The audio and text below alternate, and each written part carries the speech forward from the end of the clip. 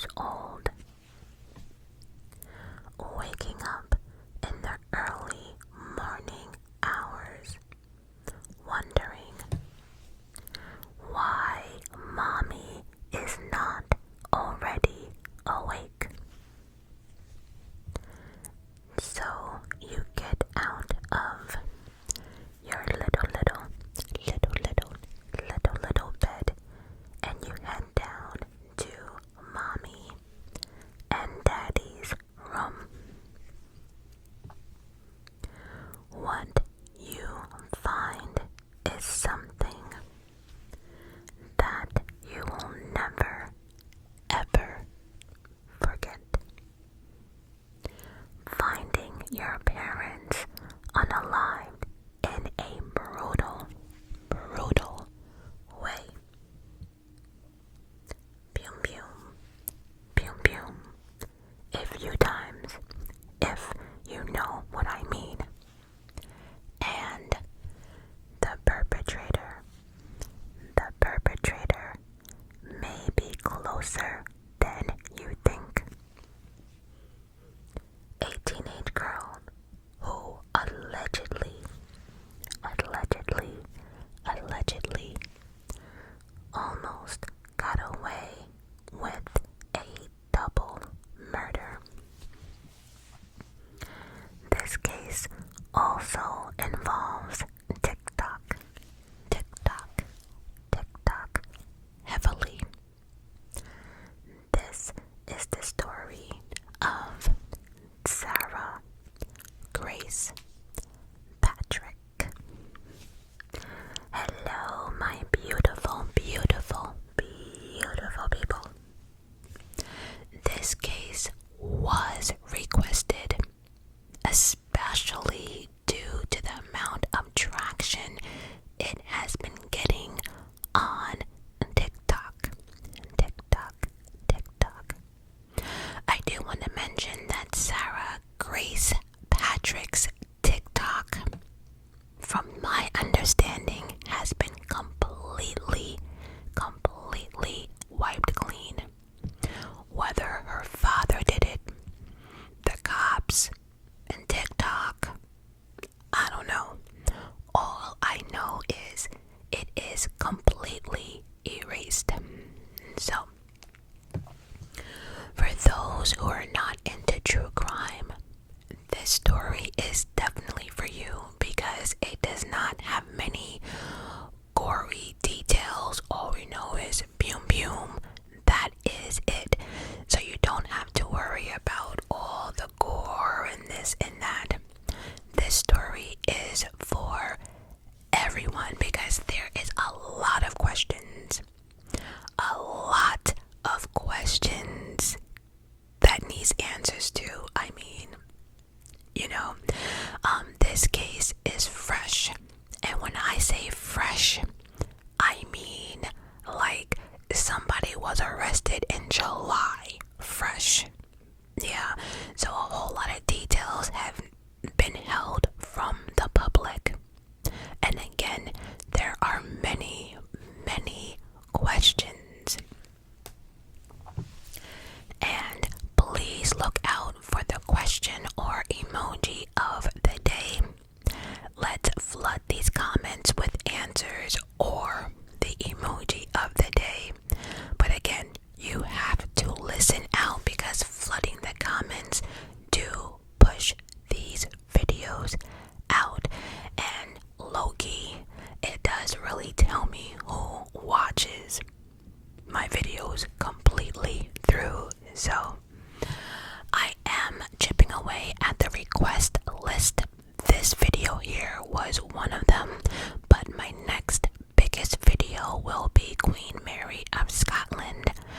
I'm actually just waiting on my new cell phone to get here because between my battery not staying charged, no more storage, recording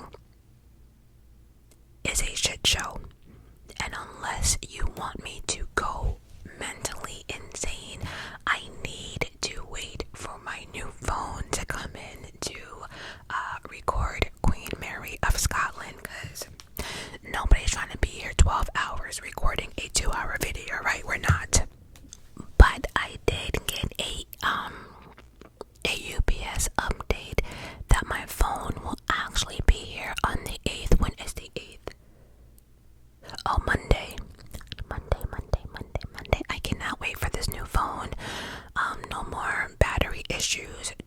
issues, and most importantly, I made sure I got the phone with the most storage.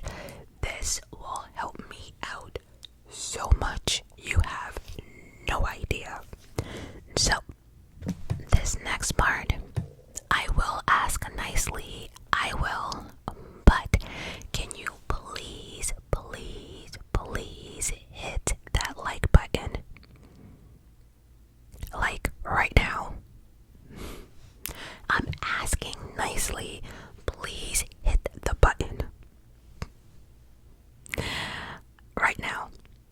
I said now. And then go ahead and hit that subscribe button. Hit that button. Hit that subscribe button. I'm gonna be honest. Do you know that? Let me look this up real quick. 41% of you watch me repeatedly and do not hit that subscribe button. 41%. 41% of you come back repeatedly, which means I'm coming on your homepage. You see me, you look for me.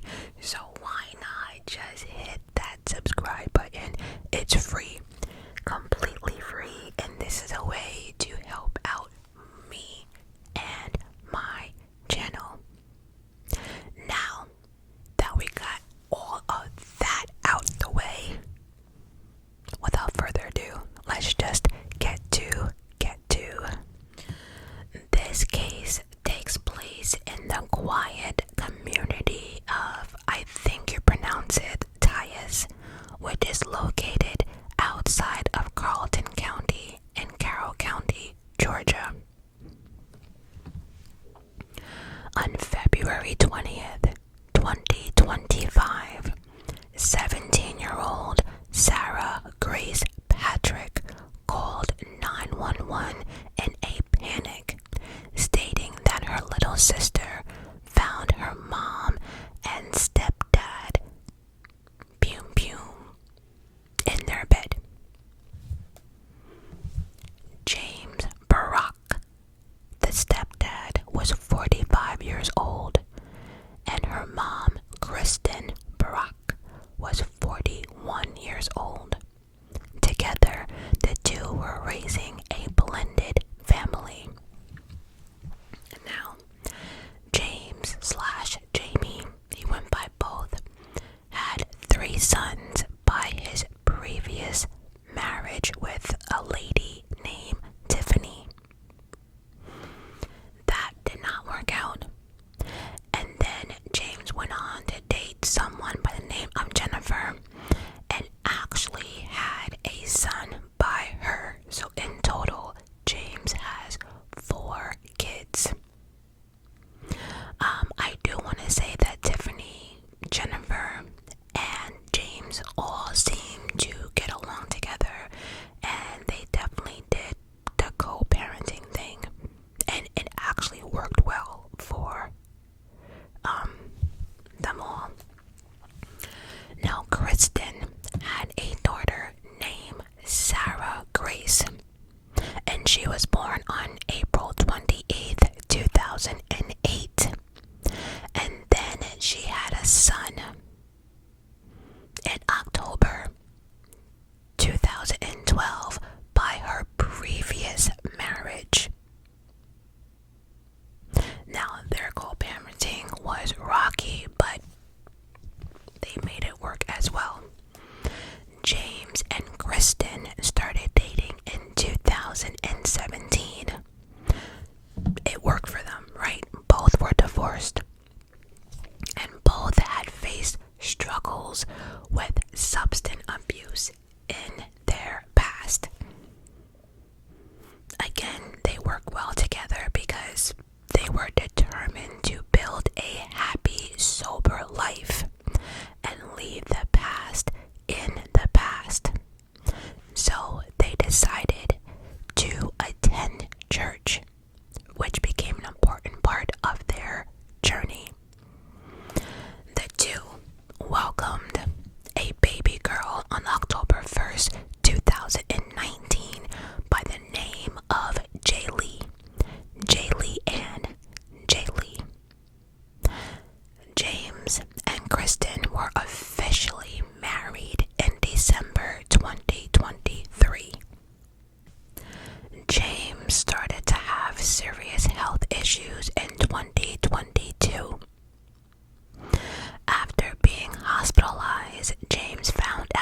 was in congestive heart failure.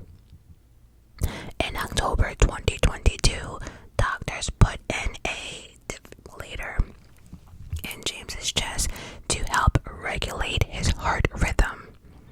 However, his body rejected the defibrillator and he needed multiple surgeries. In December, James had a heart catheter inserted to help drain excessive fluid and reduce strain to his heart. In order for James to survive, he had to undergo something called, I think you pronounce it, LVAD surgery, and then eventually he would need a heart transplant. Now, the LVAD refers to a left ventricular assist device. A left ventricular assist device. So, they insert a mechanical pump to help the weak ventricle, which in this case was the left ventricle, and it helps pump blood throughout the body. The device is surgically attached to the heart and powered by a battery worn outside of the body. Now, if anything is wrong with James's heart or anything with the battery or the machine or whatever, it would go off. The monitor would go off. Beep, beep, beep, beep, beep, beep, beep, beep, beep, beep, beep. Just keep that in mind. So, because James was so sick, Kristen, his wife, who worked in the special education department, quit her job to become James's full-time caregiver. After the surgery, James was okay. He was doing the best he could up until June 2023.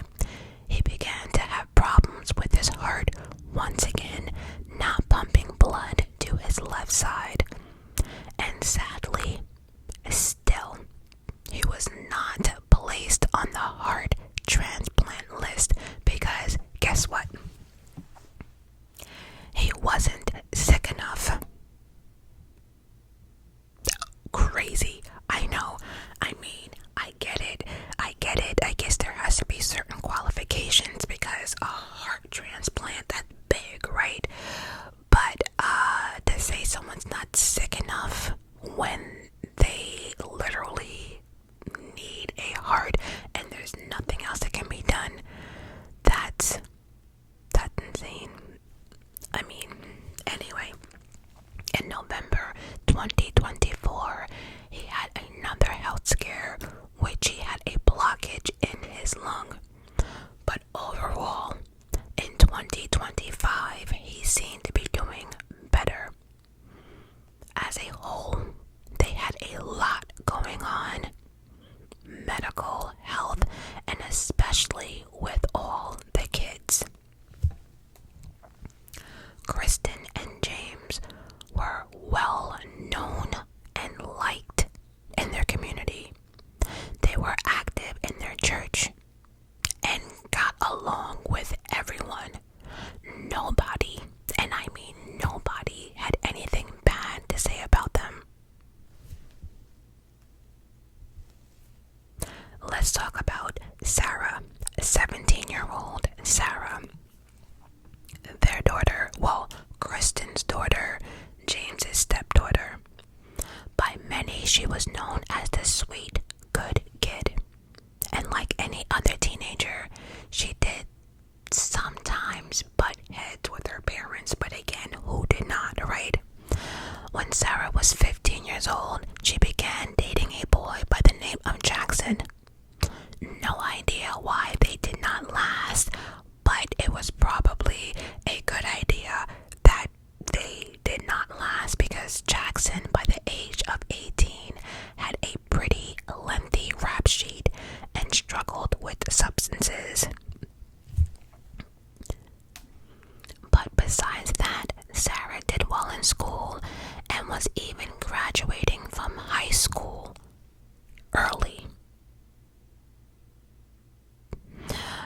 She would be the first person in her family to actually graduate from high school. According to family members, though, there was a lot more heated arguments in the household when Sarah began dating a guy much, much older than her. Her parents apparently did not approve of this new boyfriend and did try to put some, restrictions on the situation, but let's face it, she was 17, graduated from high school early. What were they gonna do? It was one of those we can't keep her locked up forever type of situations. But she did go on to graduate in May 2025, if I do forget to mention that. So, back to the murder/crime scene. So, the 911 call was placed by Sarah that her parents were in their beds on the morning of February 20th. Jaylee, who was 5 years old, woke up and was like, "Where is mom?" Mom is usually up cooking whatever. So she went looking for mom and went to her parents' room. She found both parents in their bed, and she immediately went to wake up big sister Sarah, who was asleep in the next room. After calling 911, first responders and police arrived and immediately began their investigation. When the family was notified, one of James's son thought it could have been an overdose at first. Remember, they had substance abuse in the past. That was until he got or learned the reality of the situation. So here's the problem. James and Kristen did not, I repeat, did not own a gun. So it's clear that they did not do this to one another, right? And let me just say that there was multiple gunshots. So you can't do it to yourself, or they thought maybe it was like a double, let's go to heaven together type of thing. But it was not. Then the cops were like, okay, so if they didn't do it to each other, then maybe it was burglary, robbery, went wrong, maybe, possibly. Nope. Nothing was taken from the home, and there were no signs of forced entry. The only thing that was suspicious was that one door to the house had been left slightly ajar, is how they put it on all articles, right? So there was a door slightly left open. To be honest though, I could not find out which door was open. I have searched and can't find that information. All articles I have read, anything on Google, and the videos I have watched, everyone says there was a door left slightly ajar, but that is it. We know nothing else.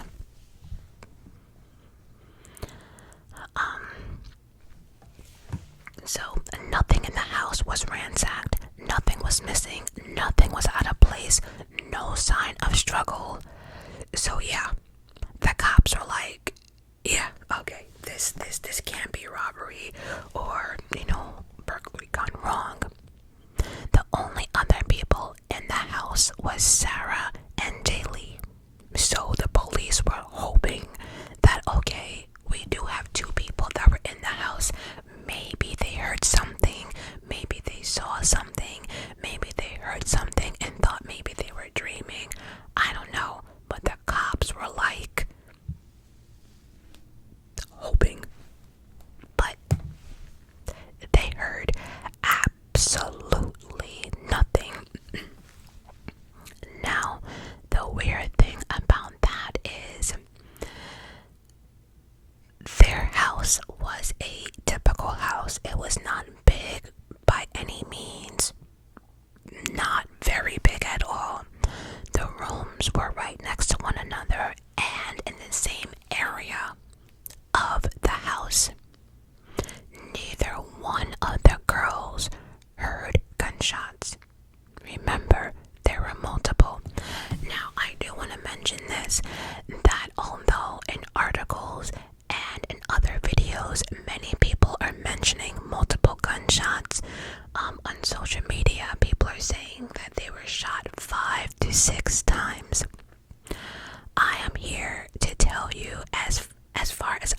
concerned. And as far as an investigation is concerned, nothing has been publicly said in regards to how many times each had a bullet or whatever. We do not know. So again, we're just gonna say multiple or a few because we have no idea how many, and I don't care what number you hear from any other creator or anything like that. As far as the police and investigation, they have not publicly mentioned how many, gunshots. So wanted to say that. So the cops are like, wait, y'all heard nothing? I don't think I believe y'all. I just don't think so. And so this is where shit starts to get real or, kooky. A close friend of the family by the name of Kelly Brown, excuse my stomach, we are hungry right now. It is 1:55 and we have had nothing. So stop being disrespectful on camera. Anyway, so a close friend of the family by the name of Kelly Brown said that Sarah did tell her that while she did not hear any gunshots that night, she did hear the ad machine beeping. So you heard your stepfather's heart monitor going off? That's weird to me for two reasons. Number one, how do you hear the beeping of a machine but don't hear gunshots? And if you did hear the beeping of the machine, that means something is wrong, right? And so you've been in this family enough to know that if stepdad's thing is going off, something is wrong. And so you heard the beeping knowing that something's wrong, and if it continues to beep, that means your mother didn't hear it or maybe doesn't know. So you didn't get up to check to see what was going on. You just heard it and just said, I don't care, and went back to sleep. You're not gonna say, Mom, do you hear that? Or James, you hide? Or Beacon or something. You're just gonna be out here just talking about, yeah, I heard it, and keep it moving. Okay, so then there was an interview with Kristen's dad. His name was Dennis. Remember, Kristen is the mother. His name was Dennis, and Dennis in his words said that Jaylee went into the bedroom because she assumed that her mother, Kristen, would have been awake by then. And so she went into the bedroom to wake her up, and she grabbed her hand, and she said her hand was ice cold, and looked a little further and realized that she was unalived. And that's when she went to go get her sister, Sarah.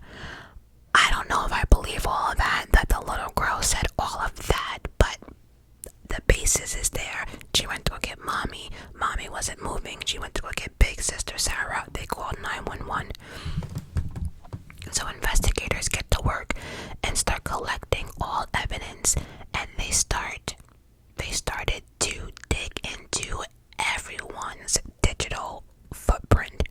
Cell phones, text messages, Google searches, iPads, computers. I mean everyone. Sarah, Jaylee, the parents, everyone, anything. Did they have a ring bell motion? They went through everything. While investigators were collecting evidence and doing what they needed to do, on March 8th, a funeral service was held for James and Kristen at their beloved church.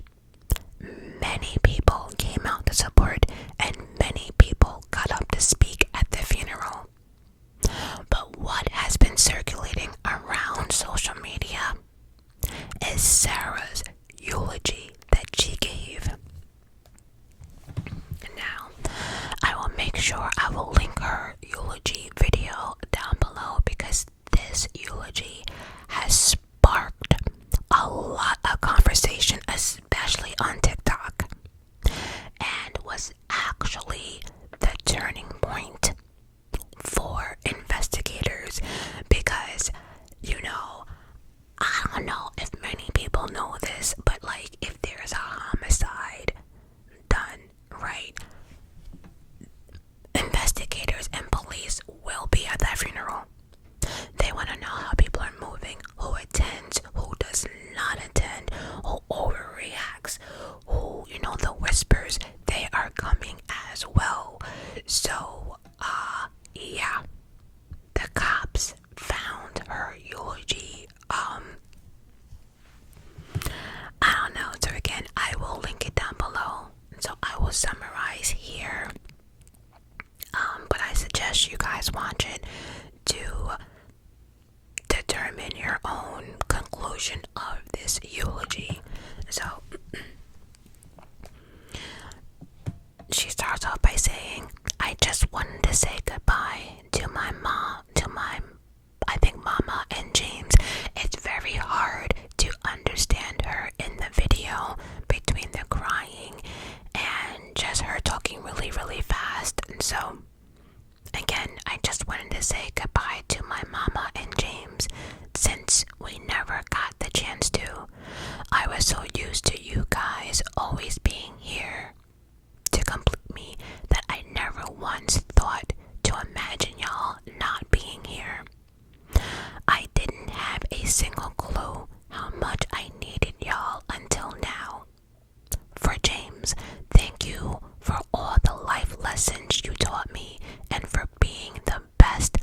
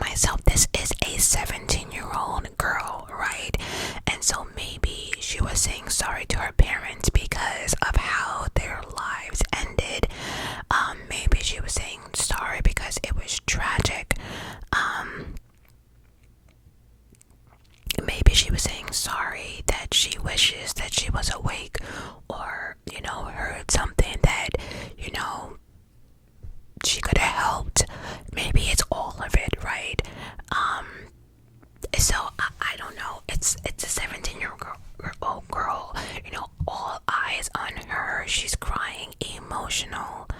I don't know. I don't know. Honestly, like, if I was giving a eulogy, that's not the type. I wouldn't use her format if I'm trying to. I wouldn't take note from her, but I'm 45, she's 17, right? So there is two different types of, you know what I mean? And so, and then I always say to myself, you know, you can never, like, say, okay, because of someone's action, right? Because people deal with death or mourn in different ways. So is it fair to say that someone did not cry at a funeral because maybe they cried in their car, or maybe they had no more tears left, right? But I don't know. I don't know. I would love to know your thoughts about this eulogy, but if I didn't know this case, let's just say, okay, I didn't know this case and I heard her eulogy, I would just say that was a 17-year-old child doing the best she could. That's how I would see it. But I don't know, let me know down below. And guess what? If you had made it this far, this is going to be a good one, because I tested this theory.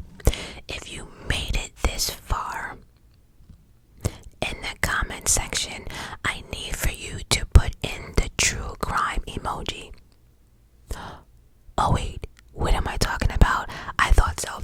If you go into your emoji search bar and just put in crime, something pops up. Something popped up when you type in the word crime. Put it down below and I would know who made it this far in the video. Also, let me know, what do you think about this case? Guilty? Not guilty? The eulogy was weird? Not weird to you? People are reaching. What do you think about this case? Especially if you know what I'm talking about. Guilty or not guilty? Let me know down below. Alright, so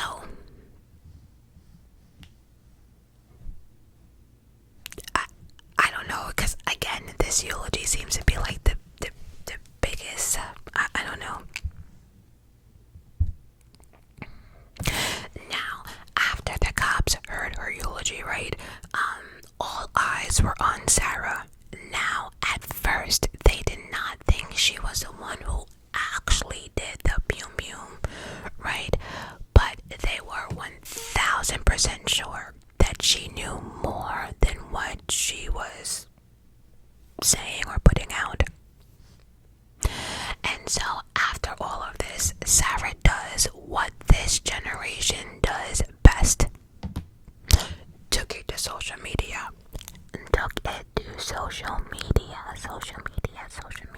And started posting a lot. And I mean a lot.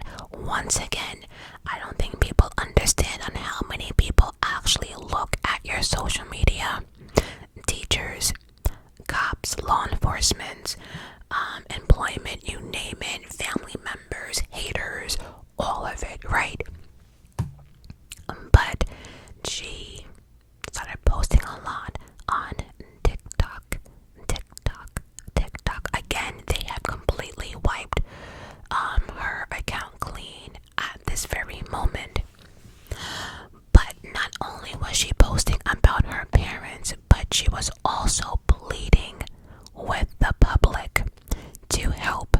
If anyone had any type of information, to please come forward. And so TikTok became a plea for help, and her diary, sort of like TikTok was her best friend.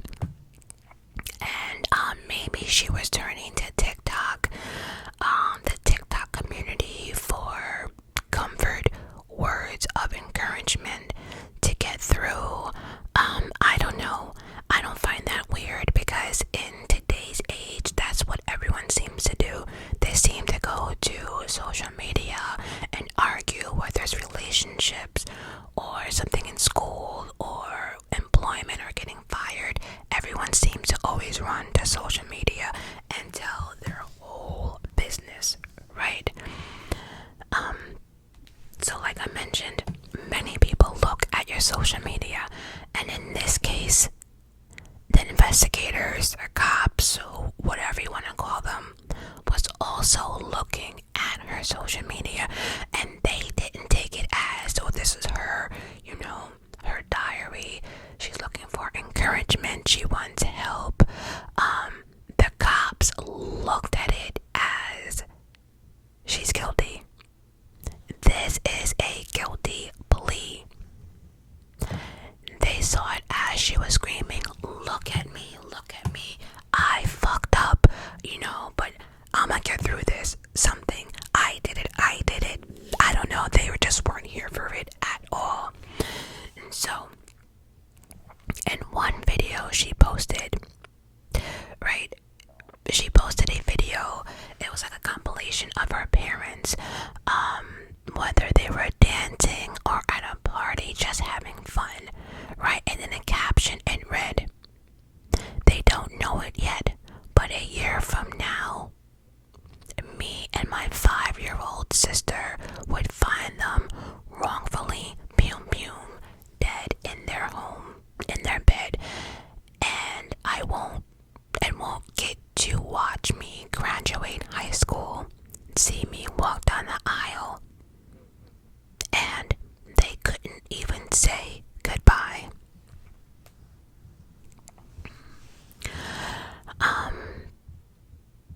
One thing that was especially hard for her was that after all the evidence was gathered, their family home was completely cleared out, and all their extra belongings were actually sold.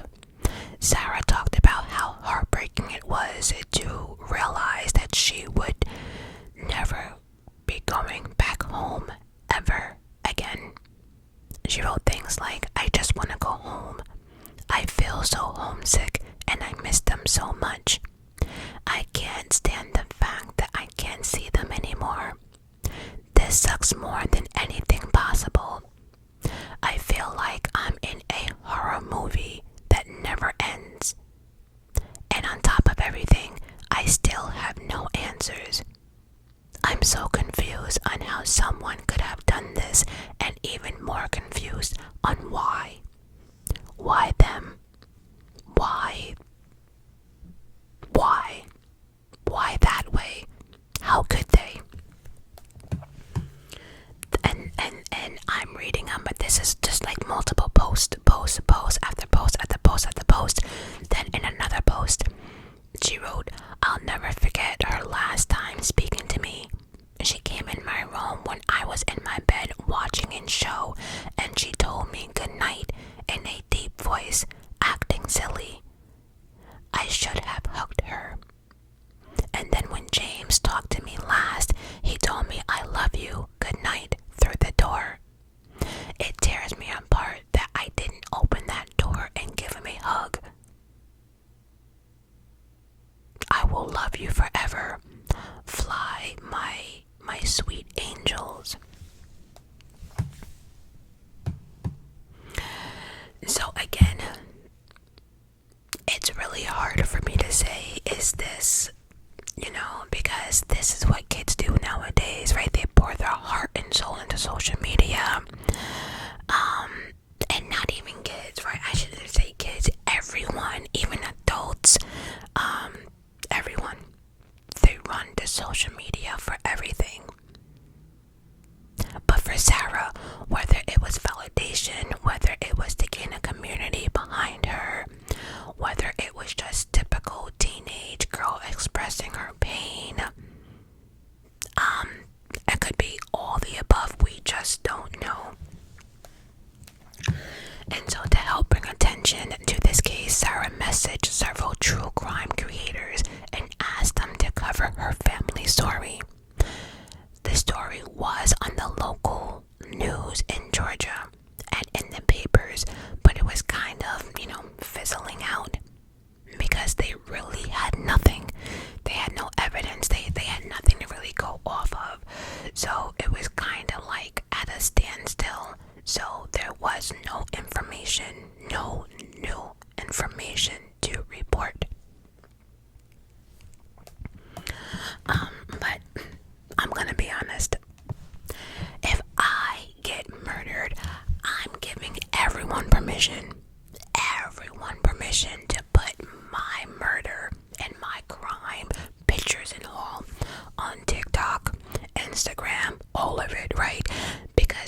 there's something that I know my true crime buffs, my true crime sluts, they don't play. They do not play. They would get them glasses on. They would get their laptop, iPad, cell phone, have like 19 gadgets and get busy. They will get busy. I'm telling you, right? Because think about it, social media is the best way to do it. And especially if that person is like an influencer or a creator, everyone is going to want to get down to the bottom of this, right? Like I can't see not one person on my channel, if something happened to me, wouldn't go down this true crime situation with the rest of the people, right? You would want to know. So yes, I'm giving everyone permission. Throw my shit out there. Let everyone know. Right? Everyone. Because whether people care for me or not, the person who did it should not be set free. I'm sorry. I have been through enough shit to let that perpetrator go. Well, y'all should not let that perpetrator go free. Y'all get him here. And I promise you, I'll do the haunting. I will haunt him to death. I got this. We got this. But yeah, I'm not kidding though. But my crime on social media, like seriously, and think about it too, right? There are things that you guys can do that cops can't do, right? Cops probably need like warrants for half this shit, not regular citizens. Oh, we couldn't give a fuck. So anyway, so she was asking people for help. Certain creators were willing to help and actually started spreading the word. So now this case was spreading like fire, like spreading like crazy on social media. People were stunned. People were stunned because they were like, so there's no updates. That's all you got. No other information. But then people were like, but wait a minute, right? How can this be right? How can two people be church people, be loved, turn their life around, don't bother nobody, didn't have any enemies? How could this be? And to be honest, valid questions.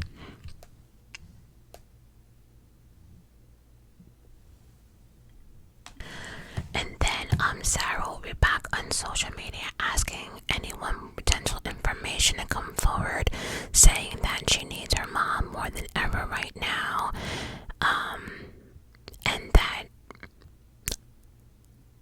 I need to get closure, although we know we can't bring them back. Then other posts, if you know something, please speak up and help me and my family heal.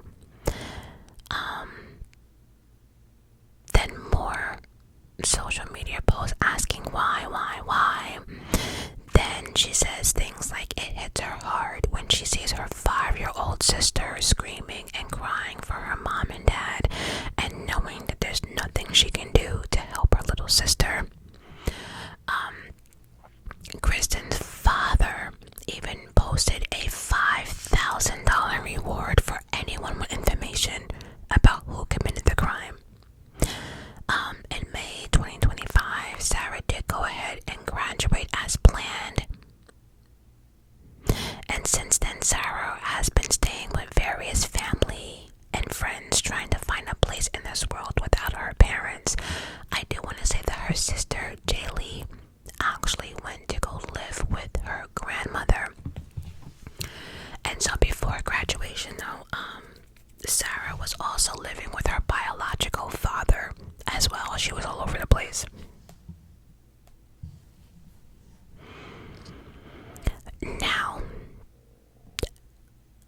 while all this was going on, the police continued to go through all evidence and look at leads because their community was getting antsy, right? You think about it, right? Family, friends, neighborhood, everybody wanted answers.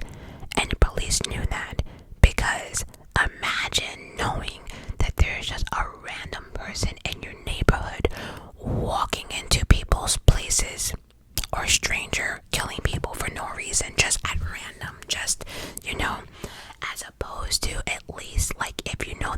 actually had enemies, that makes you feel better, as opposed to there's just someone out there just killing people for no reason.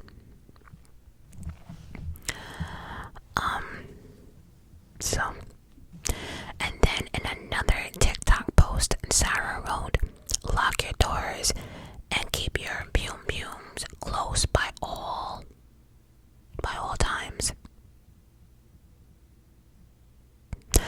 I don't know what else could have saved them. Again, like message after message after message. You know what? Let me see if I can find it. Hold on. Alright, so I went looking to see if I could find how many messages did she write on TikTok about her family and parents and everything else. It is a lot, right? Because I myself went through over 50 something myself and stopped, because you guys got the picture. But I don't know how many overall. This case again is still new and we're still learning information, so let's continue. So on July 8th, Sarah Grace Patrick was arrested and is being held without bond, and actually she turned herself in. She walked her ass right into the police department with her biological father by her side. That was on July 8th of this year, 2025. And then on July 9th, 2025, the Carroll County Sheriff's Department conducted a press conference and announced that they have a break in the case. And I will read that to you right now. And so, on the morning of February 20th, 2025, deputies with the Carroll County Sheriff's Office responded to a tragic scene at 1531 Carlton Tyus Road. They discovered the bodies of James Brock and Kristen Brock, both deceased from an apparent gunshot wound. From the very moment the 911 call was received, a relentless investigation began. One that would spend months, consume thousands of man-hours, and require the full weight of the local and federal law enforcement agencies' partnership. Today, we can confirm that an arrest has been made in the case. Kristen Brock's 17-year-old daughter, Sarah Grace Patrick, has been taken into custody and charged with 2 counts of murder and 2 counts of aggravated assault, and in connection with the death of her mother and stepfather. While the case has not been in a public spotlight in recent months, the investigation has never gone quiet. Right, while the case has not remained in the public spotlight in recent months, the investigation behind the scenes were still going on. Our team has pursued every lead, sifted through mountains of physical and digital evidence, conducted countless interviews, and collaborated with agencies such as the FBI, GBI Crime Lab, and private forensic laboratories. In the world where television portrays crimes being solved in under 1 hour, the truth is much more complex. Real justice takes time. To ensure that no details overlooked, stones returned. Then she went in to say everyone involved is a reason why they're here today with a positive suspect. And then she starts thanking a whole bunch of people, right? And then one question was asked during the press conference, which I found interesting. They asked, "Do you believe that Sarah tried to cover this up in any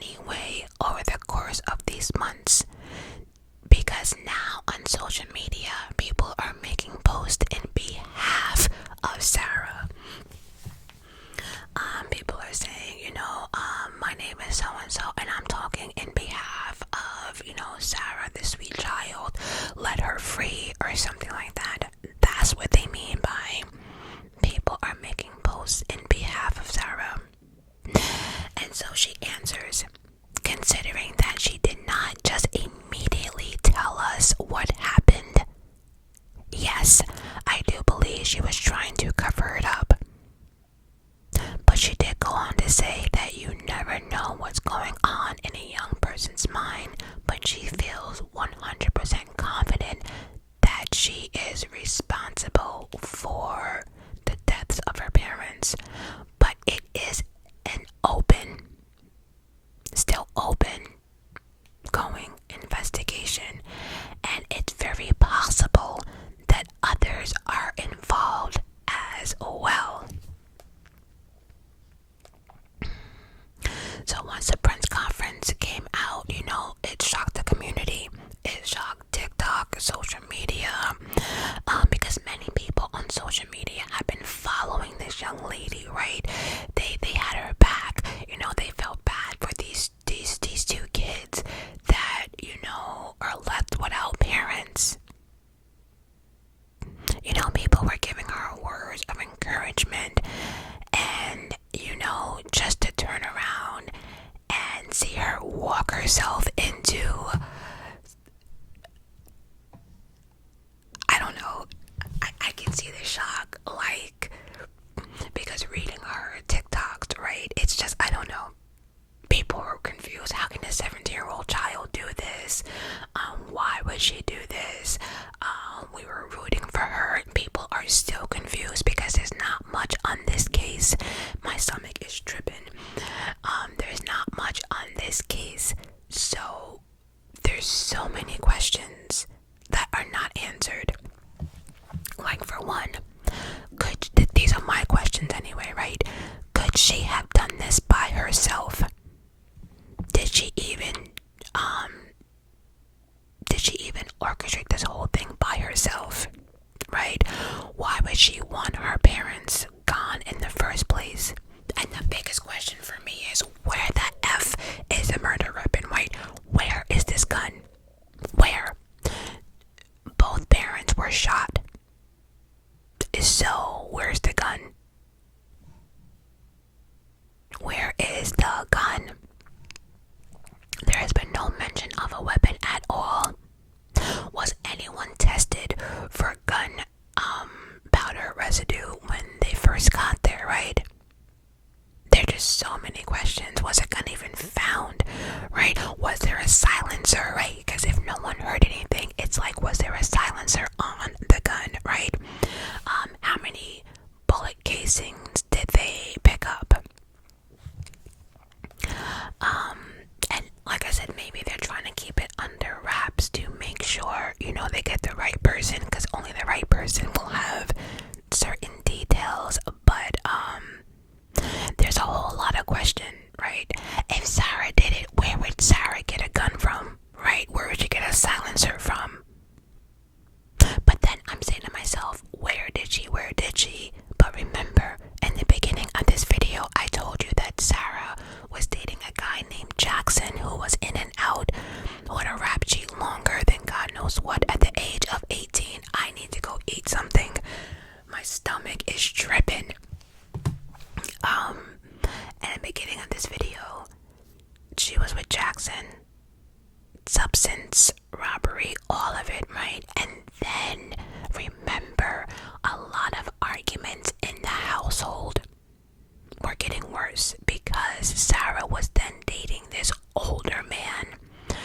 So I wonder if maybe she reached out to one of them, if she did it for help. Did she have one of them do it and then she just watched? I don't know. So many questions, though.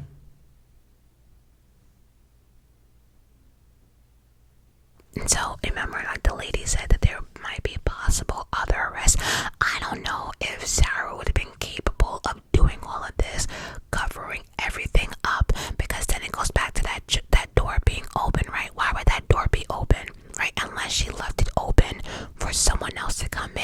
I do not know. We're just speculating here.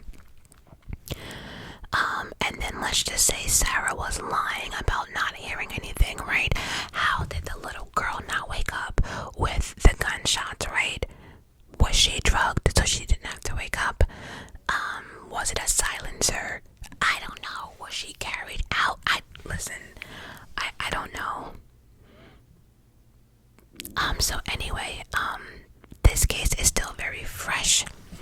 Many people that knew Sarah, like friends and family, have actually shared their reaction to hearing about Sarah being in custody.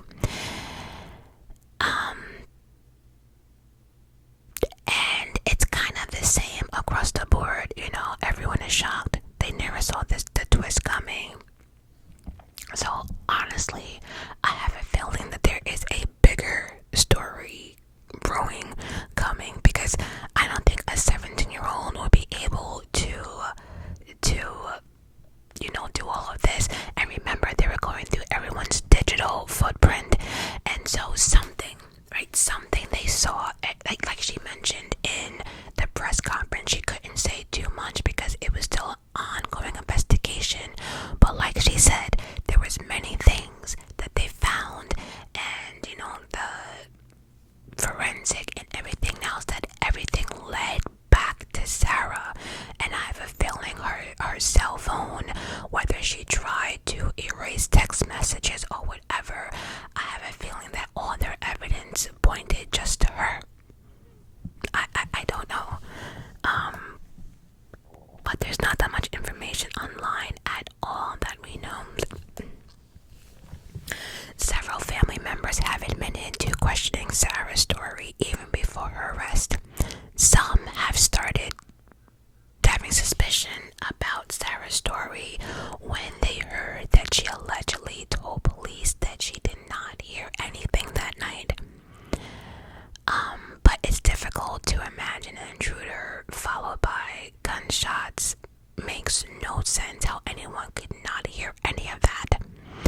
And my thing is too, it's the fact that these family members know the layout of the house. And so if they're saying there's no way, then there's no way. Something else is going on. And so as of now, that's all we know. That's all the information we have on this case. But they will be looking through all of those TikTok messages one by one by one by one.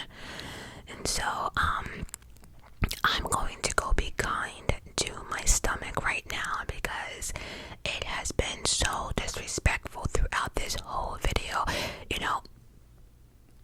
She hasn't done this in a while, but I am having issues eating right now, so I guess it's fair for her to be pissed off. So let me go eat something, and as always, I'll see you